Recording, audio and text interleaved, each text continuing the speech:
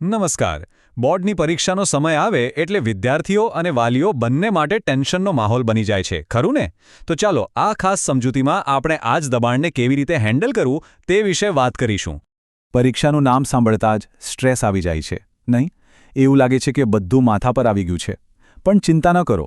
આજે આપણે આ તણાવને કાબૂમાં લેવા માટે કેટલીક એવી ટિપ્સ અને ટ્રિક્સ વિશે જાણીશું જે ખરેખર કામ કરે છે.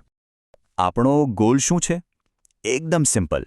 સ્ટ્રેસ બિલકુલ ઓછો, ફોકસ એકદમ હાઈ અને કોન્ફિડન્સ એ તો 100%. આ જ તો છે હાઈ પરફોર્મન્સ ડેશબોર્ડ, જેની વાત ટ્યુનઅપ 18 સેમિનારમાં કરવામાં આવી હતી. આ જ આપણું લક્ષ્ય છે. તો ચાલો શરૂઆત કરીએ આપણા પહેલા અને સૌથી કોમન પ્રોબ્લેમથી, એટલે કે ભૂલી જવાની સમસ્યા. આ સ્ટોરી કદાચ ઘણા વિદ્યાર્થીઓને પોતાની લાગશે. જુઓ, આ છે ભારત. 10મા ધોરણમાં છે. રોજ 6 કલાક વાંચે છે, પણ દિવસના અંતે બધું જ સાફ, જાણે મગજની બેટરી જ ઉતરી ગઈ હોય. અને મોટાભાગના લોકો શું વિચારે? કોઈ બ્રેઇન ટોનિક લઈ લઈએ. પણ નિષ્ણાતો કહે છે કે સાચો જવાબ એ નથી. એક બહુ સરસ ચીની કહેવત છે જે ડૉક્ટર મંસૂરીએ ટાંકી છે: હું સાંભળું છું અને ભૂલી જાઉં છું, હું જોઉં છું અને મને યાદ રહે છે, પણ જ્યારે હું જાતે કરું છું ત્યારે હું સમજી જાઉં છું. આનો મતલબ શું થયો? મતલબ કે ઉકેલ વધુ મહેનત કરવામાં નથી, પણ સ્માર્ટ રીતે મહેનત કરવામાં છે. એ સમજવામાં છે કે આપણે શીખીએ છીએ કેવી રીતે. તો ઉકેલ શું છે? ઉકેલ છે પોતાની પર્સનલ લર્નિંગ સ્ટાઇલ શોધવાનો. શું તમે એવા લોકોમાંથી છો જે સાંભળીને જલ્દી શીખે છે, કે પછી લખીને, કે પછી કોઈ વસ્તુને જોઈને બરાબર યાદ રહી જાય છે? એક્સપર્ટ્સનું કહેવું છે કે યાદશક્તિ સુધારવાની કોઈ એક જાદુઈ ફોર્મ્યુલા નથી. તમારે તમારી પોતાની સ્ટાઇલ પ્રમાણે અલગ અલગ મેથડનો ઉપયોગ કરવો પડશે. અહીંયા એક બહુ જ પાવરફુલ ટેકનિક બતાવી છે, જેનું નામ છે વેબિંગ.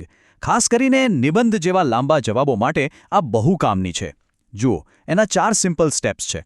પહેલાં તો જે પણ વિષય હોય તેના પર મગજમાં આવતા બધા વિચારો બસ લખી નાખો.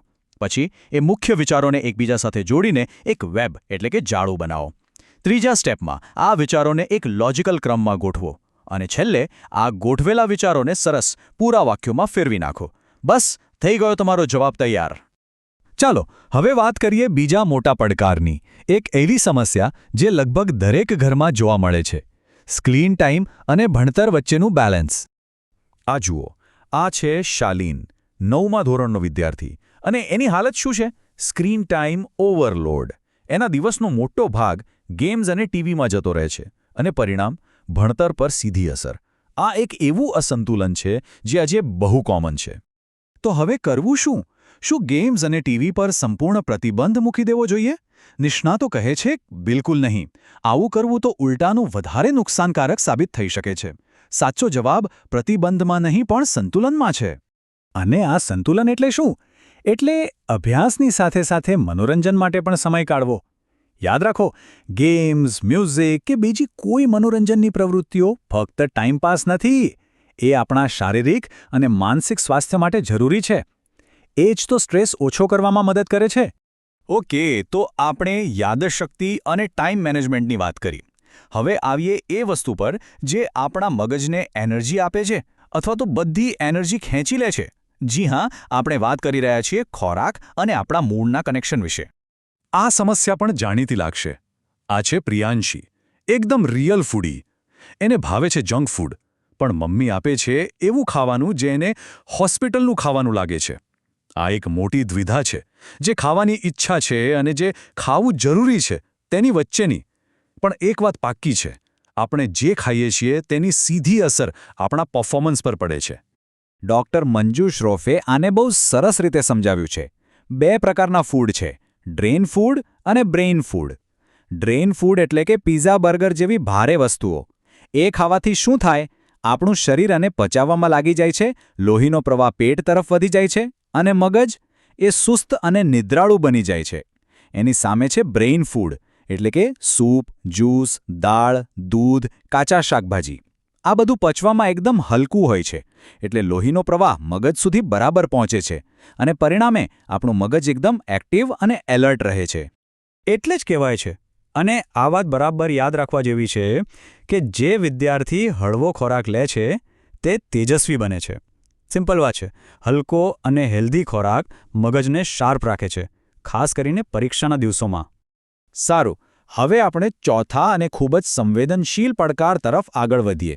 આ છે વાલીઓ અને બાળકો વચ્ચેના કમ્યુનિકેશન ગેપની વાત, જેને આપણે કહી શકીએ સિગ્નલ ડ્રોપ. પ્રોફેસર રે મેકી આને બહુ સરસ રીતે સમજાવે છે. બે વસ્તુઓ છે, સિગ્નલ બ્લોકર્સ અને કનેક્શન બિલ્ડર્સ. સિગ્નલ બ્લોકર્સ શું છે? જ્યારે વાલીઓ સતત સલાહ આપ્યા કરે, નકારાત્મક વાતો કરે, ત્યારે સંવાદ તૂટી જાય છે. આનાથી સિગ્નલ બ્લોક થાય છે. તો પછી કનેક્શન બિલ્ડર્સ શું છે?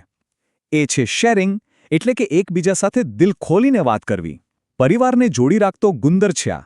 વાલીઓએ માત્ર સલાહ આપવાને બદલે શાંતિથી સાંભળવાની પ્રેક્ટિસ કરવી જોઈએ.